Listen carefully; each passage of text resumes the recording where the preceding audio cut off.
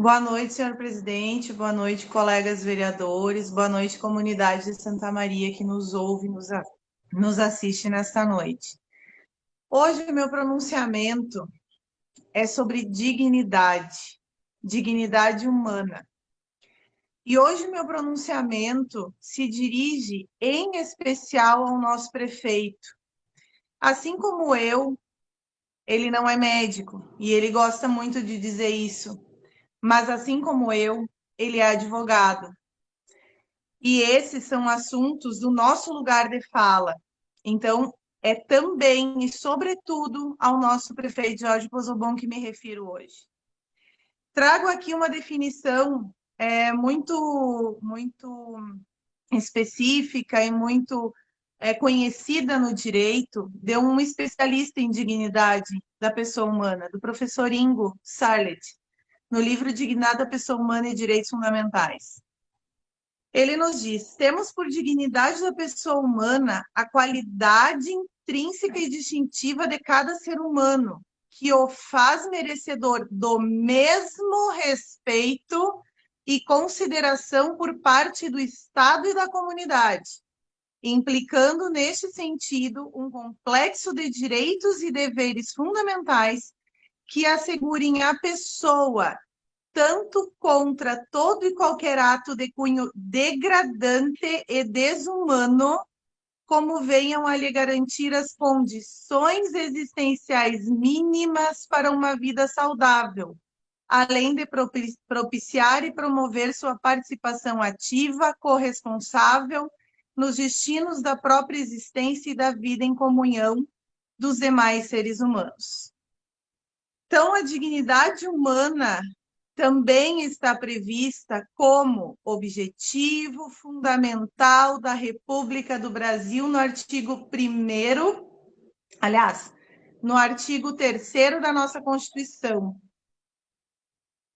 No artigo 1º, ela está posta como um dos fundamentos e Constituição da República Federativa do Brasil, inciso 3º, a dignidade da pessoa humana.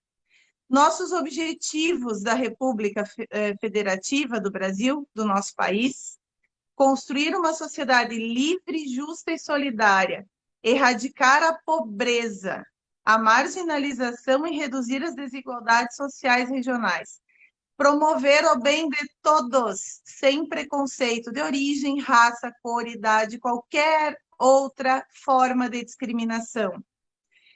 E aí nós passamos ao artigo 5º da nossa Constituição, que fala das nossas liberdades, cláusula pétrea, nossas garantias fundamentais, aonde no inciso 13 nos confere que é um direito fundamental do cidadão brasileiro o livre exercício de qualquer trabalho, ofício ou profissão, atendidas, logicamente, as qualificações profissionais que a lei estabelecer. Aí, como outro direito fundamental, cláusula pétrea, nós temos no artigo 6º os direitos sociais, dentre eles a educação, a saúde e o trabalho, garantidos pelo governo, garantidos por esta Constituição. Aí, no artigo 170 da nossa Constituição, que fala da ordem econômica, nós temos que a ordem econômica do Brasil é fundada na valorização do trabalho humano e na livre iniciativa, e tem por fim assegurar a todos uma existência digna, conforme os ditames da justiça social observados os seguintes princípios. E aí no inciso 8º, a busca do pleno emprego. Aí a gente passa para a Constituição do Rio Grande do Sul, que na parte da organização da economia do Estado, no artigo 157, fala que o Estado do Rio Grande do Sul tem como princípios promoção do bem-estar do homem com o fim essencial da produção e do desenvolvimento econômico, promoção do bem-estar do homem. Inciso 2º, valorização econômica e social do trabalho e do trabalhador, associado a uma expansão de oportunidades de emprego e de humanização do processo social de produção com a defesa dos interesses do povo. E aí nós viemos para a Lei Orgânica de Santa Maria, para a nossa Constituição Municipal, que no seu artigo 3º diz que constitui o objetivo fundamental do município contribuir para formar uma sociedade livre, justa, solidária, desenvolvida, conscientemente crítica e ecologicamente viável. Promover o bem comum de todos os munícipes, principalmente dos mais necessitados. Erradicar o analfabetismo, a pobreza, a marginalização e reduzir as desigualdades sociais. E aí, dentro da nossa lei orgânica, nós temos o artigo 125 que fala da ordem econômica. E diz o quê? A ordem econômica fundada na valorização do trabalho humano e na livre iniciativa econômica tem por fim assegurar a todos a existência digna, a melhoria da qualidade de vida da população, a geração de empregos, a distribuição equitativa da riqueza produzida, a preservação do meio ambiente, o uso da propriedade fundiária segundo sua função social e o desenvolvimento social, econômico e sustentável. O que eu quero dizer com todos esses artigos de lei que iniciam na nossa Constituição e chegam na nossa lei orgânica, passando pela Constituição do Estado? Que a dignidade da pessoa humana tem intrínseco no seu conceito o valor do livre trabalho, da liberdade de exercer uma profissão, uma atividade econômica, e isso é visto como uma condição para que as pessoas tenham uma vida digna, para que as pessoas possam se sustentar. E aí eu pergunto, senhores colegas vereadores e senhor prefeito, que condições estamos dando às pessoas de terem as mesmas condições de atingir a dignidade humana? Se restringimos a mais de um ano várias atividades econômicas da cadeia econômica de funcionar, assim como os eventos, assim como as quadras esportivas, assim como os artistas, assim como o pessoal do comércio noturno agora está proibido de funcionar. Como estamos tratando de forma igualitária aos cidadãos? O que justifica essa distinção?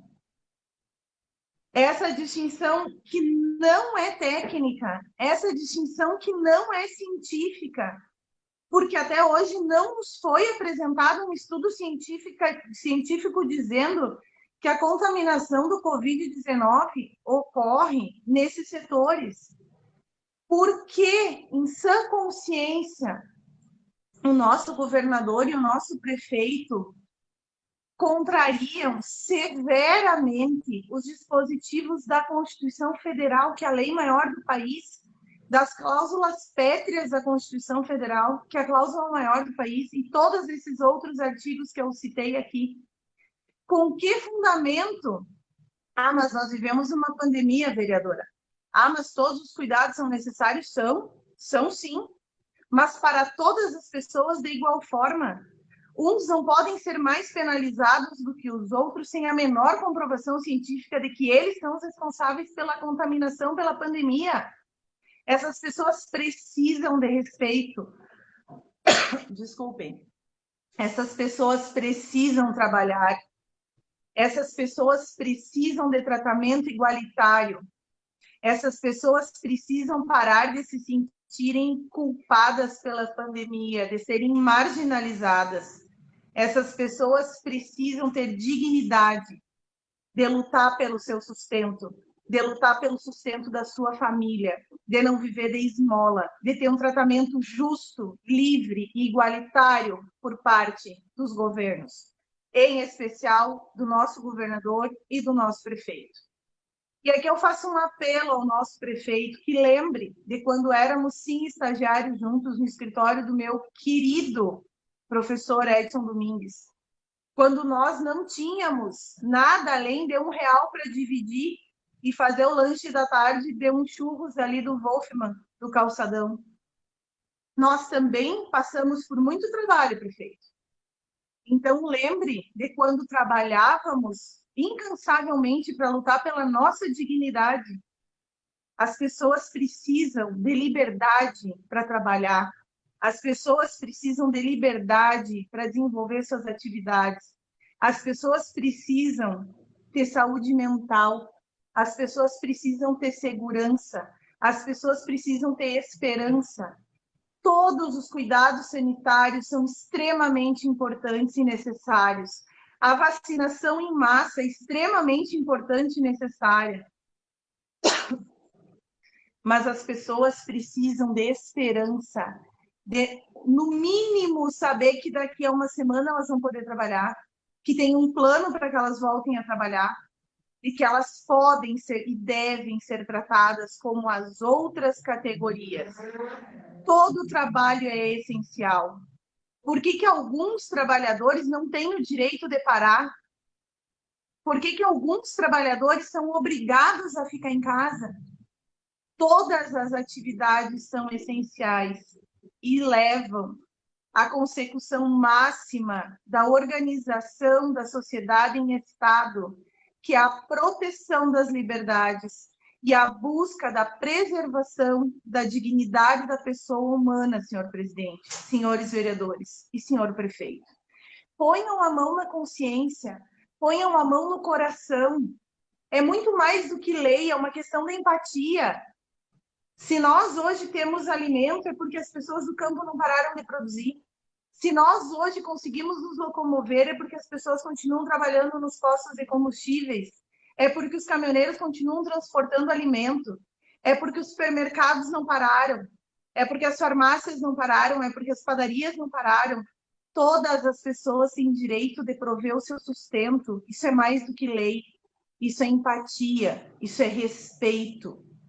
Então, por favor, senhores, hoje temos comércio essencial e não essencial e serviços abertos, mas temos muitas categorias desesperadas.